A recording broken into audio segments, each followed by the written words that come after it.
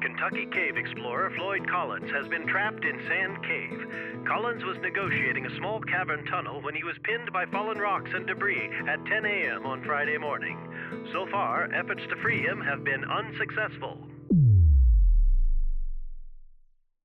ये कहानी एक आदमी की जो अंधेरों में अपने सपने ढूंढने निकला था, पर उसे अंधेरे ने उसे हमेशा के लिए लपेट लिया। नाम था फ्लॉयड कॉलिंस। लोगन कंट्री, केंटकी, 20 जून 1887 को पैदा हुआ एक लड़का फ्लॉयड कॉलिंस। बचपन से ही कुछ अलग करने का जुनून, केव के लिए एक अजीब सी लगन थी और फिर 1917 में अपने पिता की ज़मीन के नीचे उसने एक खोज की, क्रिस्टल केव। एक केव जो बड़ी ही यूनिक थी, हेलिक्टस और जिप्सम फॉर्मेशन से भरी हुई थी। फ्लॉयड ने ये केव को एक टूरिस्ट अट्रैक्शन बना दिया, लेकिन जो सपना था वो सपना पूरा होने से पहले ही मुसीबत ने दस्तक दी। उस ज़मीन में केव का बिजनेस कंपटीशन से भरा हुआ था। इस डेंजरस कंपटीशन को केव वॉर कहा जाता है। क्रिस्टल केव को कुछ खास सफलता नहीं मिली क्योंकि ये फ्लिंट रिज रोड के एक कोने में थी। जो टूरिस्ट आते उन्हें दूसरी केव पहले मिलती। क्रिस्टल केव को देखने कोई नहीं चाहता था। फ्लॉयड को एक नए मौके की तलाश थी और उसने एक और केव पर नज़र डाली, सैंड केव। बीसली डॉयल के ज़मीन पर यह केव थी, एक प्राइम लोकेशन पे, केव सिटी रोड के बिल्कुल पास। फ्लॉयड ने बीसली से एग्रीमेंट किया, अगर केव अच्छी निकली तो प्रॉफिट दोनों आधा आधा शेयर करेंगे। 30 जनवरी 1925 का दिन था। फ्लॉयड एक केरोसिन लालटेन के सहारे सैंड केव में घुसा।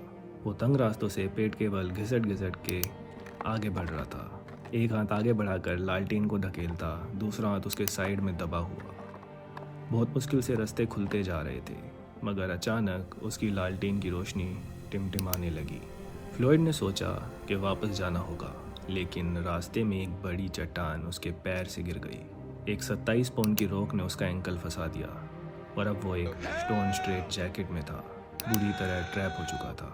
अगले दिन पता चलता है कि फ्लॉयड सैंड केव में फंसा हुआ है। रेस्क्यू एफर्ट्स शुरू हुए। इंजीनियर्स, जियोलॉजिस्ट, माइनर्स सब बुलाए गए। शाफ्ट खोदे गए, नए नए तरीके ट्राई किए गए, मगर हर बार कोई ना कोई मुश्किल आ जाती। बारिश हुई, ठंड से काम रुक गया और केव कोलैप्स होने लगी। 17 दिन तक हर कोई फ्लॉयड को बचाने में लगा रहा, मगर हर कोशिश बेकार जा रही थी। सैंड केव की कहानी सिर्फ एक लोकल न्यूज़ नहीं थी, अब पूरे देश का ध्यान था इस पर। केव के बाहर एक कार्निवल जैसा माहौल बन गया। वेंडर्स फूड और सोवेनियर्स बेच रहे थे। हजारों लोग केव सिटी पहुंच गए और सिचुएशन इतनी आउट ऑफ कंट्रोल हो गई कि गवर्नमेंट को ट्रूप्स भेजने पड़े। मीडिया भी आ पहुंची। सबसे फेमस रिपोर्टर थे विलियम ब्रूक, जो अपनी छोटी हाइट की वजह से स्कीट्स कहलाता था। स्कीट्स ने खुद सैंड केव में घुसकर फ्लॉयड से इंटरव्यू किया, एक इंटरव्यू जिसने उसे प्राइज़ दिलाया। 17 दिन बाद रेस्क्यूअर ने 55 फुट का वर्टिकल शाफ्ट बनाकर फ्लॉयड तक पहुंचने में सफलता पाई, लेकिन अब देर हो चुकी थी।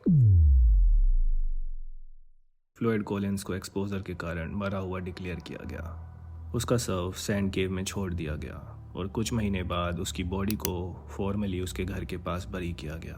फ्लॉयड की ट्रेजिक डेथ ने सिर्फ एक कहानी नहीं, एक लीगेसी छोड़ दी। इस इवेंट ने लोगों का ध्यान केंटकी के केव कंट्री पे खींचा और एनवायरनमेंट को प्रोटेक्ट करने की ज़रूरत को हाईलाइट किया। ये सभी इवेंट ने मैमोथ केव नेशनल पार्क की स्थापना की बुनियाद रखी, जो 1941 में बना। फ्लॉयड की कहानी पर कई किताबें लिखी गई, जैसे ट्रैप्ड और the life and the death of Floyd Collins. उसकी ज़िंदगी से इंस्पायर्ड एक म्यूजिकल बना और 1951 में एक film S in the hall भी रिलीज़ हुई।